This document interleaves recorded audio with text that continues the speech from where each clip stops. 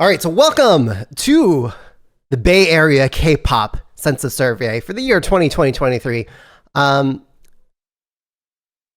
I think we all want to check out the results, the findings of the annual census survey. But before we dive into those results and before we announce the winners of who won some free stuff, I'd like to quickly give an overview of what the Bay Area K-pop Census is and kind of the vision for the project. So the vision is to provide high quality data about K-pop fans in the San Francisco Bay Area. And ideally, this data can be used by industry contacts like label, representative, concert tour promoters, that sort of thing, local small businesses, as well as just, make data available for curious K-pop fans who want to learn more about the local K-pop community. But ideally, all this information can be used to better serve fans. So K-pop concert tour promoters, for example, can figure out, this artist seems to be really popular in the Bay Area, and Bay Area citizens spend this much on concerts, tours, merch, so it's worth a visit. Or maybe my artist isn't that popular in the Bay Area, so let's spare a visit. The thinking with this census is to conduct it annually, and we may see some changes over time, over year to year, in different results. I did this kind of casually with just Google's form process this year, but maybe in future years we look at a more robust and more better ways of polling, just to get better results. But it was just me kind of doing this off the cuff for the first year. So this data, again, with all the personal information of the respondents removed, is also made available for free. We've got a link to that at the end of this presentation, but a quick shout out that it's at my website, djpeterlillo.com/bay-area-kpop-census is where we'll start posting results and all the data. So in the future, I'd love to see if we can get away with maybe getting a little bit of money off of this, via sponsors, so that we can use that money to produce a more snazzier PDF, full blown report, distilling a lot of the data from the census survey. But for now, because we don't have that, you're just gonna have to deal with my lame, cheesy Google slides. Okay, so I think it's also important, whenever someone is giving you something for free, the saying goes, when you get something for free, you are the product. And I think going along with that, it's also, I think worthwhile to question the motivations for anyone providing, free content like this. So in the interest of transparency, I thought it's also good for me just to be transparent about why I'm doing this. So Peter, what is the reason? What do you get out of this? And put it simply, it's just thought leadership. Duh, of course. All right, so moving on. So why are you doing this? Why are you the respondents filling out this survey? Well, it looks like just about 80% of you want free merch from Sarang Hello. So this is the breakdown. We also got some additional free passes from QD Nightlife. So originally we were just going to give away 4 free passes to one event, and then 2 VIP tickets to an annual thing. We're now giving away 10 VIP annual tickets to 5 recipients. So we boosted that. So stay tuned for winners at the end of this presentation. All right, so now let's move on to the findings. So I think there was a lot of stuff that, kind of, when you think of stereotypes of K-pop fans, there was a little bit of that. There were some stereotypes being met, but there was also a lot of expectations being subverted in a lot of the results here. So we'll dive into that. We got 460 respondents for this first year of doing the survey. All right, so let's dive into the demographic data. Who you? Of the respondents, most of y'all were between your 20s and 30s, so young professionals in 20s and 30s. Certainly when you think of K-pop fans, you think of the stereotype goes that K-pop fans are preteens and teenagers, and certainly there's a bit of that. I want to acknowledge some polling bias in that I distributed the survey, so it's probably more proximate to people who are like me. This was distributed on the Bay Area K-pop Facebook group, as well as on Instagram. So that might be skewing the results to be a bit older. Like, for example, if we took out TikTok ads for this survey, I could see maybe more younger respondents for the survey. But anyway, this is what we've got. A golden tender 3 of you are older than 55. So keep it going, and hopefully we can get more elder K-pop fans filling this out and join our community. Oh yeah, but I also want to call out, like, it's a little over half are between 21 and 32 years old. So that's the big majority of K-pop fans. Okay, so let's dive into gender. This is one of those stereotypes which turns out to be true. So overwhelmingly, K-pop fans are female. It looks like, at least for this survey, that turns out to be 3 out of 4 of you. We've got some non-binary identifying individuals or respondents filling out the survey as well, but not a lot. Okay. So where are y'all based? It looks like most of y'all are in like 3 corners of the Bay Area. So that's South Bay, Santa Clara County. We have San Francisco, and the other corner being Alameda, or like, East Bay. So presenting this information in a slightly different way, this is kind of what that looks like. So we've got a hell of people in Santa Clara County, a little bit in San Mateo, a bunch of people in Alameda County. San Francisco seems to be like its own island, dense island of 14% of all respondents. And then I guess some in Contra Costa, but like mostly everyone else is like kind of falling off the map. Yeah, I guess I will call out that like 2% of you would enter like Palo Alto, not knowing that Palo Alto is in San Mateo, or Oakland, not knowing Oakland is in Alameda. So that's the 2%. There for those of you who didn't know which county you live in. So yeah, just to underscore this, like hella people are in South Bay. That's where all the action is at. So like North San Jose, Milpitas, Sunnyvale, maybe going up into San Mateo into like Mountain View, but that seems to be where most of y'all are based. Okay, so how long have you been a K-pop fan? I thought this was interesting. I guess no real surprises, but a little over half of you have been following K-pop for more than 6 years. And it looks like just a tender few of you have been following K-pop. How much is this? This is like 15%, 15% have been following K-pop for like less than 2 years. So anyway, I don't think there's much more to... I would add that 37 of you are OG K-pop fans who have been following K-pop for over 16 years. Just 13 of you got into K-pop in this last year.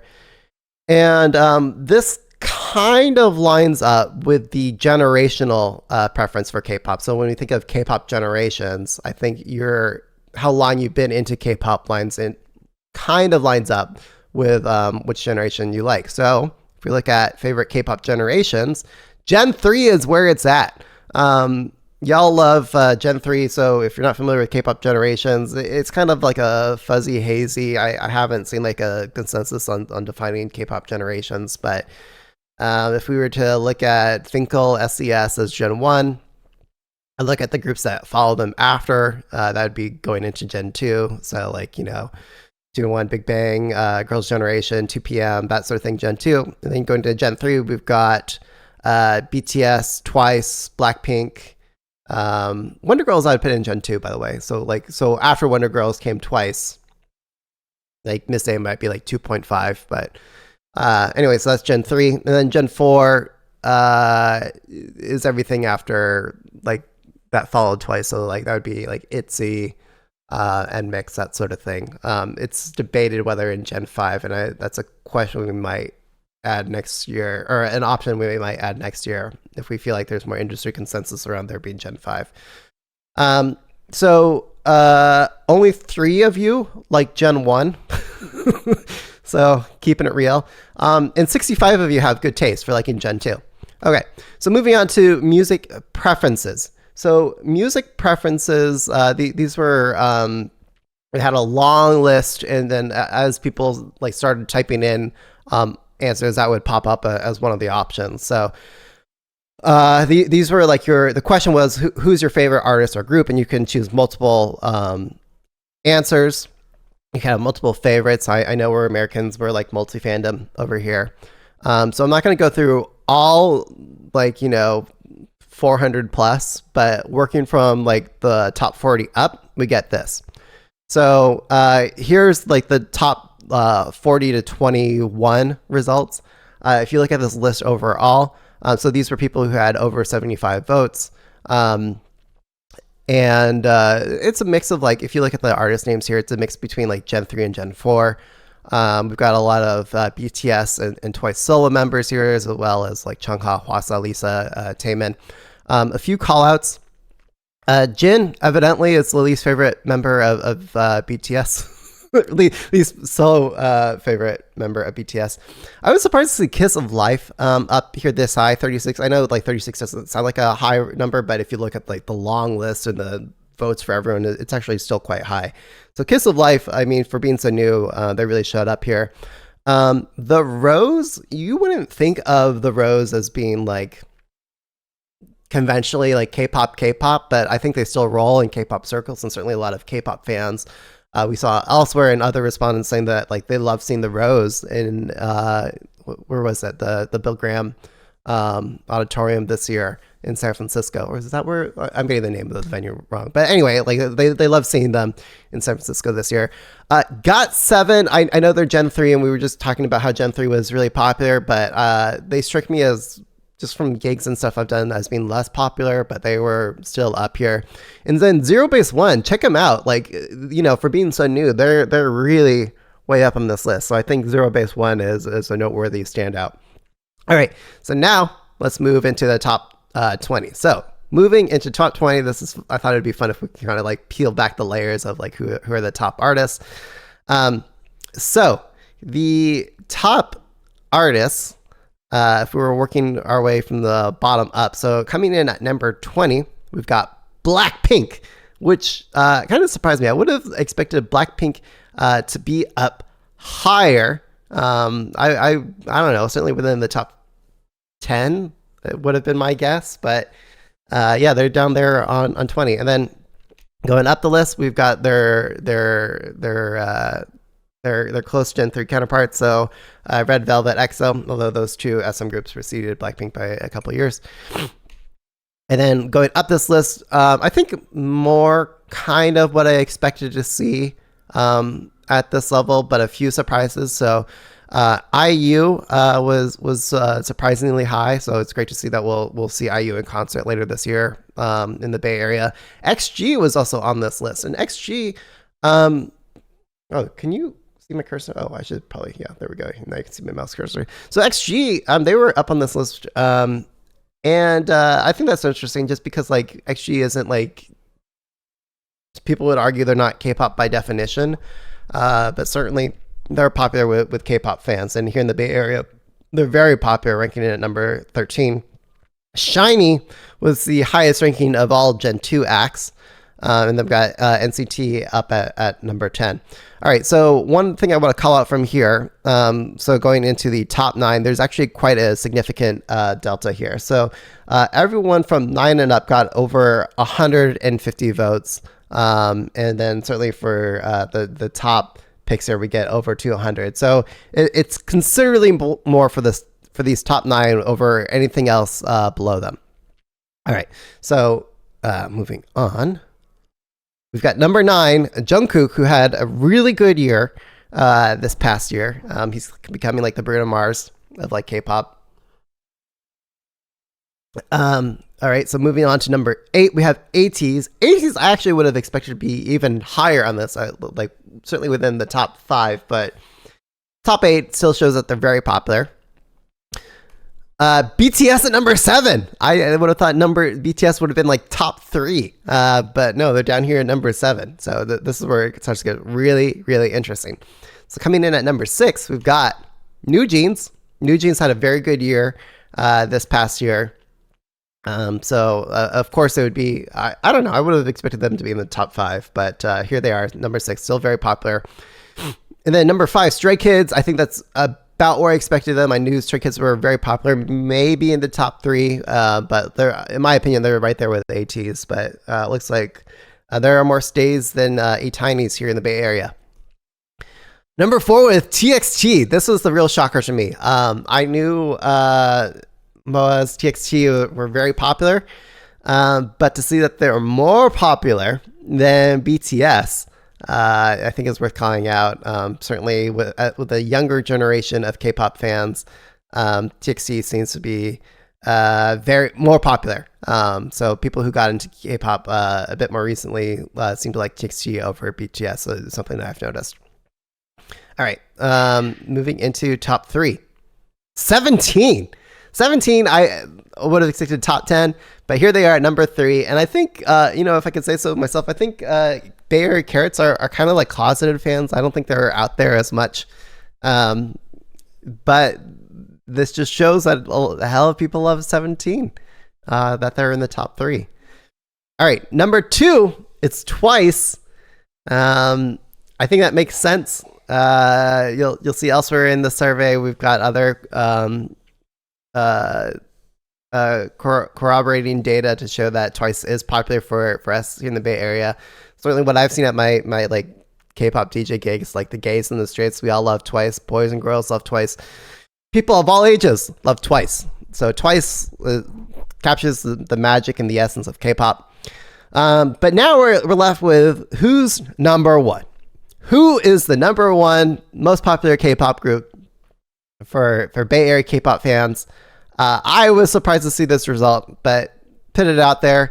What do you guys think? So you've seen all the names in the top 40 on this list. Who's popular and who have we not addressed yet? Let me give this a hot second. Let me see if I can see if anyone's catching this live. It looks like we've got 3 people.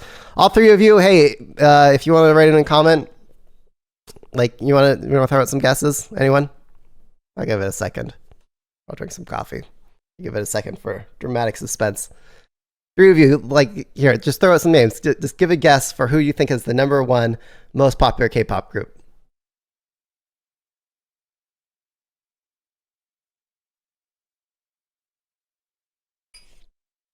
Okay.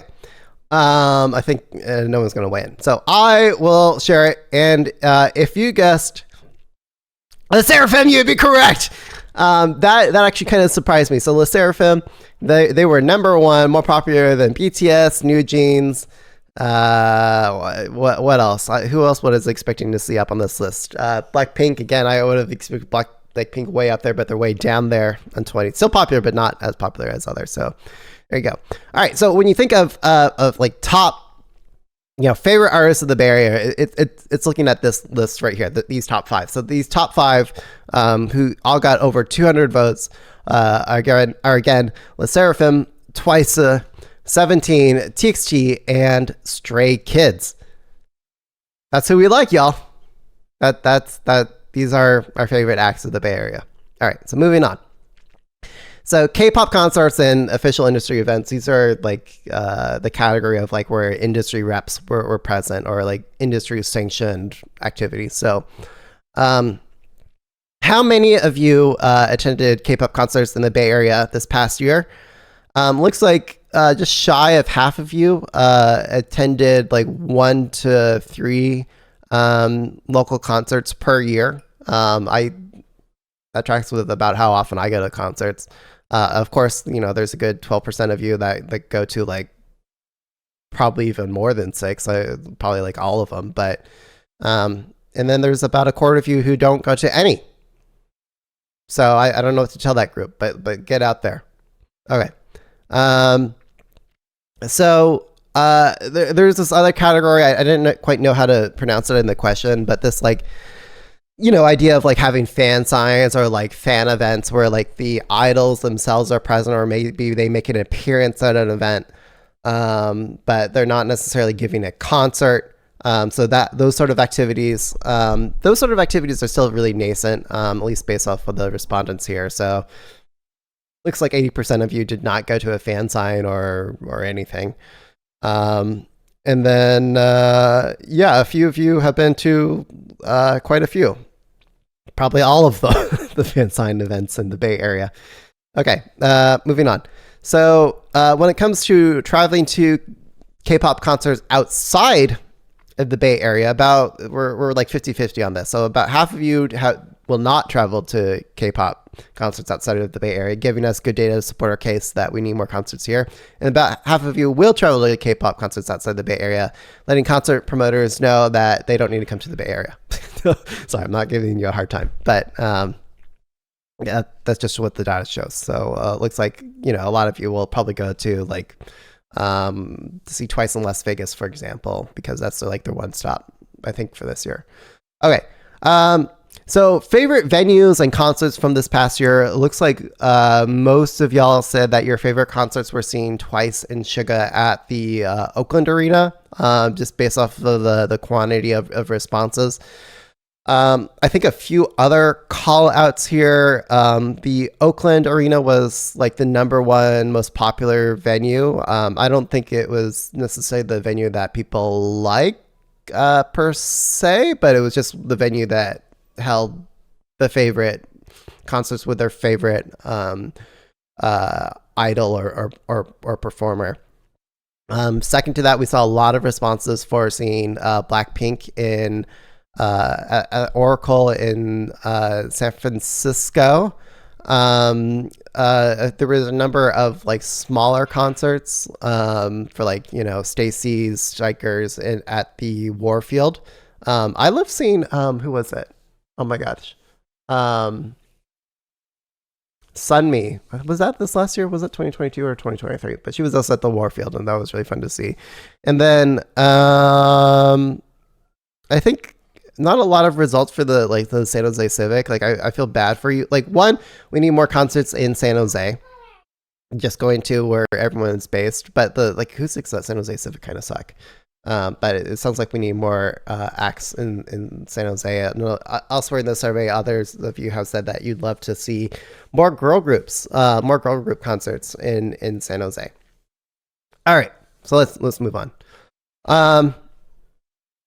Local vendors. So these were all like the local like K-pop associated businesses. So when it comes to retailers, K-pop retailers,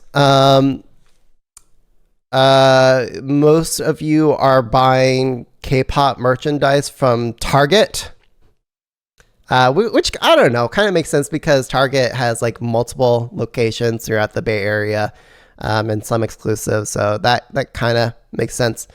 But yeah, they're the big lead at over 300 respondents.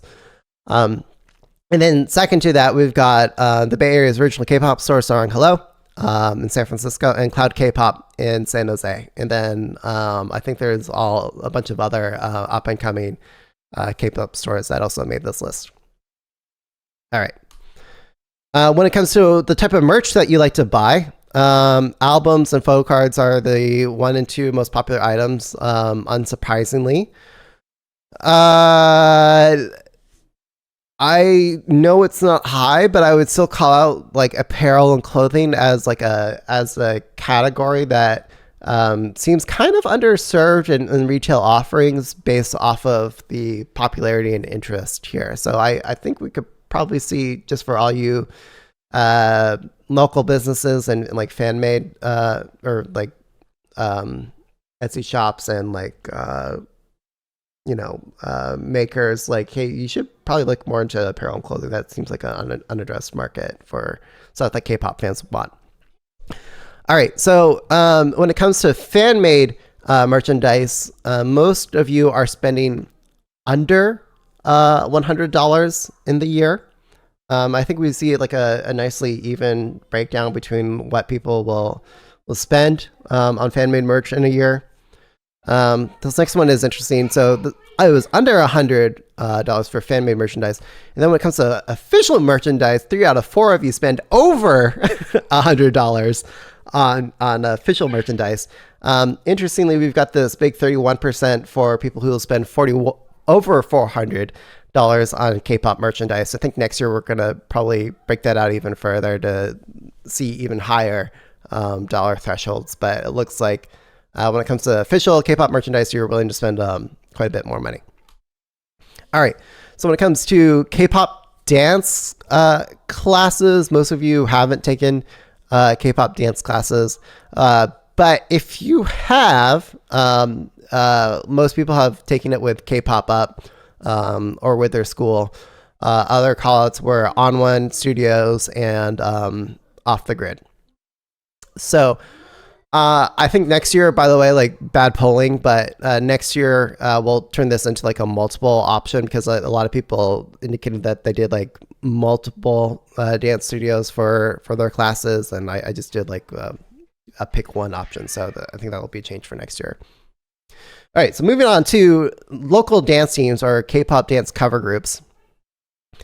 More people want to perform on a K-pop dance team than who are on one.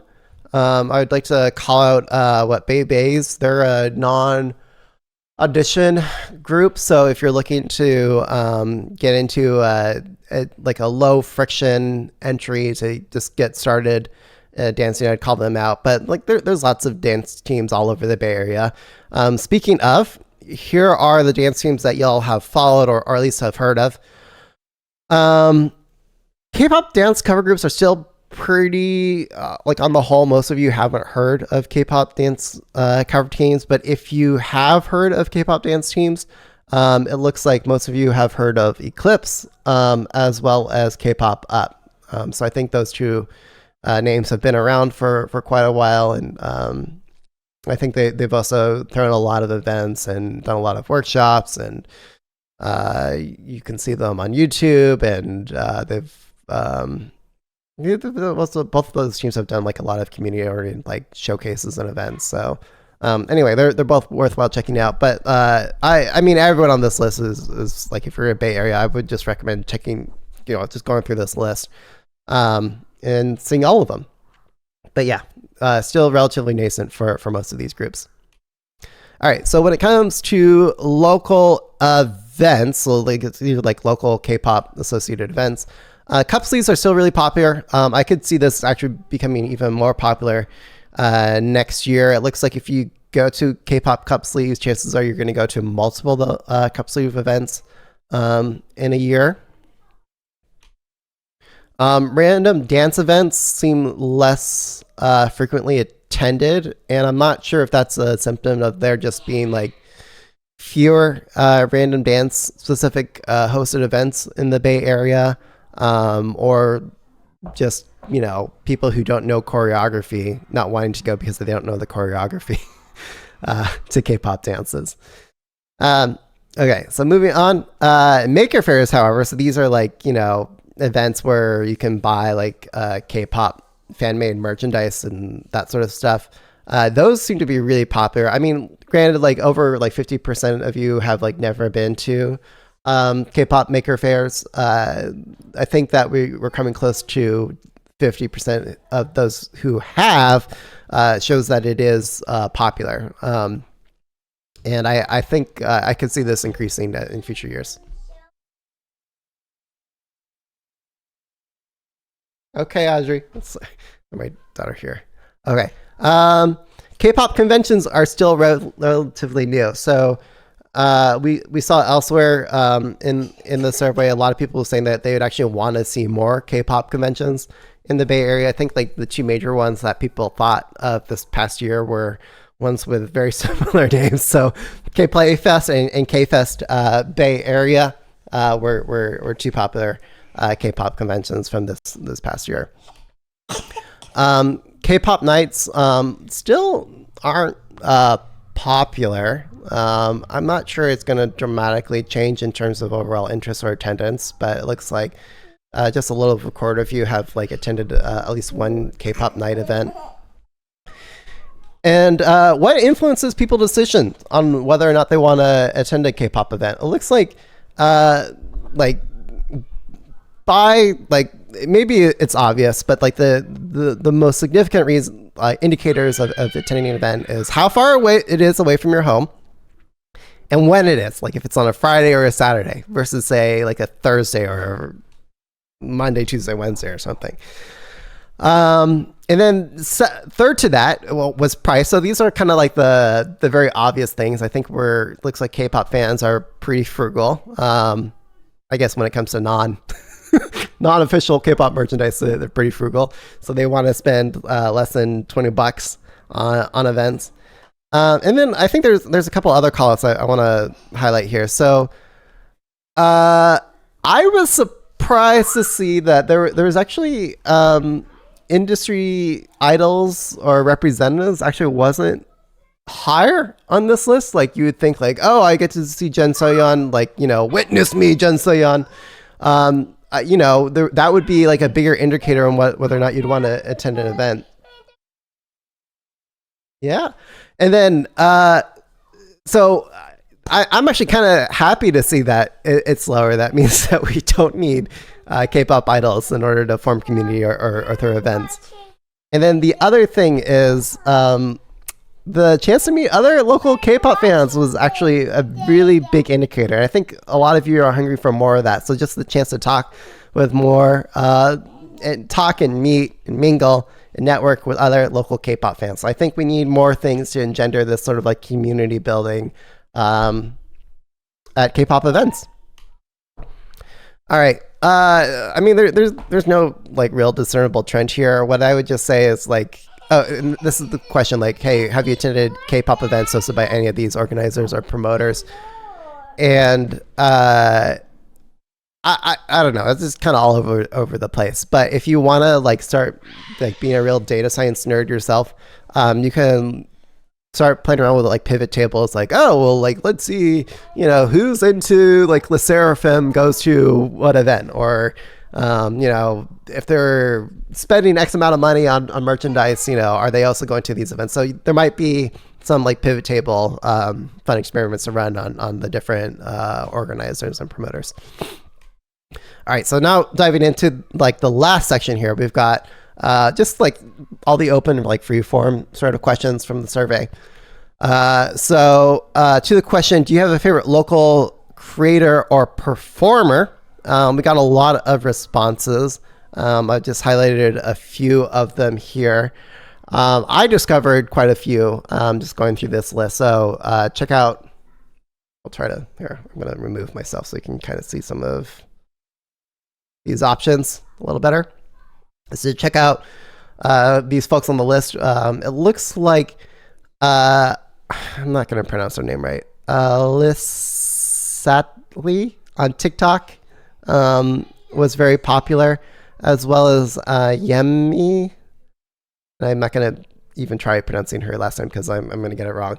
But she is also very popular on YouTube. So I'd recommend giving both of them a follow. And then I'm also seeing a bunch of other names here that I recognize.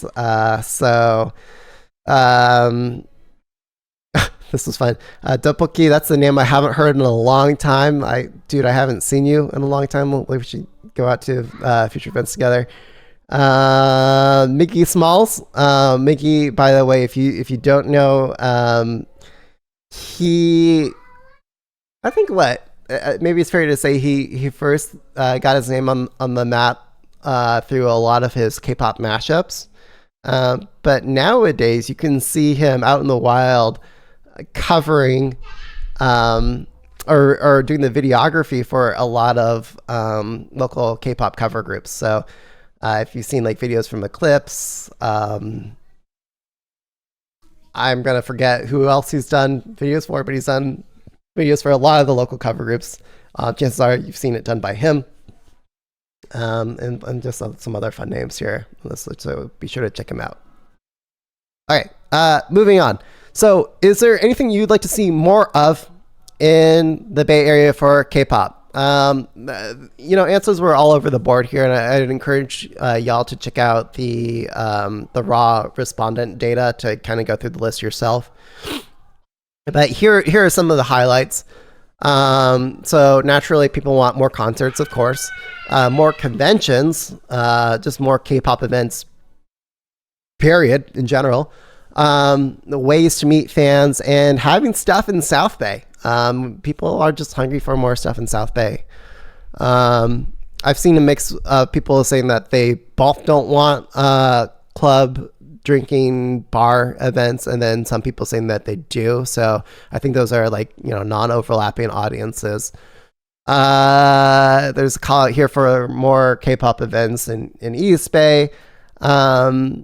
I think that this comment right here on asking for an event where it combines random play dance, cup sleeve, and other games. There have been some events like that, like Kpop Up have thrown events like that before. And I think more K-pop conventions are really, really good places to have those sort of activities all under one roof. What else? Oh, I thought this was a really funny comment. SM groups. This respondent said they want to see more SM groups because SM evidently hates the Bay Area. Going back to SM Town in the late 2000s, early 2010s. And yeah. Here's some more responses. This was a really funny response. Dating events for stans? Maybe. It's funny. Bay Area is known for being like overly represented in single males, especially in Man Jose. So, maybe the gender balance might actually work out better in the favor for straight K-pop fans. Photo booth opportunities, that was an interesting idea. This is another really good call out. So having like volunteer opportunities with other like local associate, like K-pop adjacent nonprofits. I thought this other comment was interesting. So having more promotions on events.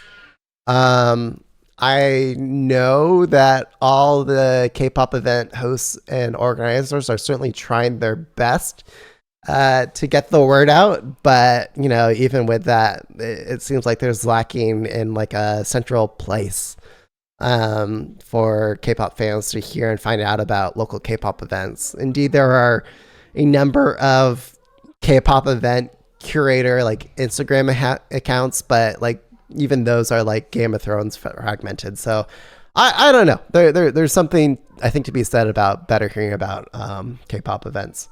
I wanted to highlight this comment. We actually posted this comment in the Bay Area K-pop Facebook group, and we actually had a respondent who provided this answer way in response to a few people in response to this comment. But I thought there were some really interesting ideas here. So they were saying that they'd love to see things like, just like let's have like a watch along, like a stream night where we like, watch music videos and do like the fan chants together. Or like more like how you carrying culture, learning events, more free dance lessons. I know there've actually been a lot of those in this past year, but again, I think to the comment, like a lot of people aren't always hearing about them, when they're offered. What else? This was a really interesting idea. So having like a tour, so like getting a bunch of people together and like, let's go on a tour together of like all the local K-pop stuff together and turning that into like an event. And so I think there's also I think a willingness of a lot of people to like step up and help contribute to holding K-pop events and just trying to do more community building, but they don't know exactly where to go. I'm not volunteering myself for that, but I'm just calling that out, that seems to be a need, and some people seem to be willing to contribute. All right, so recapping this survey overall, we've got a few things. So one, South Bay is hella popular. Y'all want more stuff in South Bay. A lot of you are coming from South Bay. We saw for events, people don't want to drive very far for K-pop events. So all the South Bay people are not going to go to San Francisco, it looks like. Or I saw one commenter say, like, I don't want to drive 30 minutes. I'm like, oh my God, like, do you live in the Bay Area? Do you live in the US? Do you drive a car? Like, but anyway, like that's the threshold of what we're working here. Like, people don't want to drive more than 30 minutes. Fans want more ways to meet and connect with each other. Obviously people want more concerts, but they also want more conventions and events. We need a better way to spread the word of local events when it comes to music styles that are popular. People like Gen 3, let's say, are from Twice, 17, Stray Kids, TXT were the top artists for the Bay Area. When it comes to the makeup of K-pop fans in the Bay Area, it's mostly female working professionals in their 20s and 30s. And then the local like content creators and like performers are still largely under-recognized. Okay, so that's the data. Again, you can get all this data yourself by going to my website here. And you can, I mean, it's just a Google sheet, really. But that's where you can look at all the respondent data, play around with that data yourself. And it has all the like the personal names and emails and stuff redacted. So none of that information is getting out. And now the moment you've actually all been waiting for, what you really care about. Did I win free stuff? So let's go through least favorite to the most favorite free giveaways. So the 4 free tickets to any Cutie Nightlife event. What I did was I wasn't thinking of doing this originally, but I'm going to label this as such for next year. Based off of what prize you wanted to win, you were entered into a pool for all the other people who also wanted that prize. And what I did was I sorted that list in Google Sheets based off of like, well, people who wanted the free tickets were, numbers like 1 through whatever. And so there were blocks for each prize category. And then I used a random number generator to see who would win that prize from that block on the list. So the number being the row of the respondent. So in this case, the random number generator was 430, which happens to be Shelby. So Shelby, check your email, and we've sent you instructions on how to get 4 free tickets to a future Cutie Nightlife event. So this Cutie Nightlife, they in their generosity, they wanted to give out even more free passes. So we're giving away 10 annual passes to Cutie Nightlife events. So that's 10 total passes, but 5 winners. So each winner gets 2 annual passes to Cutie Nightlife events. So those random number generator winners were 445, 459, 456, 461, and 438, which happens to be Carla. This person didn't provide a name, but it looks like their email starts with IMEMI, or the first letters of the email address. We've got Viviana, Anesti, and Marisa. So y'all check your email for details on getting you hooked up with annual passes for Cutie Nightlife events. All right, so the $100 K-pop dance classes. I found that different K-pop dance studios, some do gift cards, some do not. So we're gonna have to coordinate something special here. But Angel and Hell, anyway, check your email, and we'll get you coordinated on getting dance classes with your local or preferred studio of choice.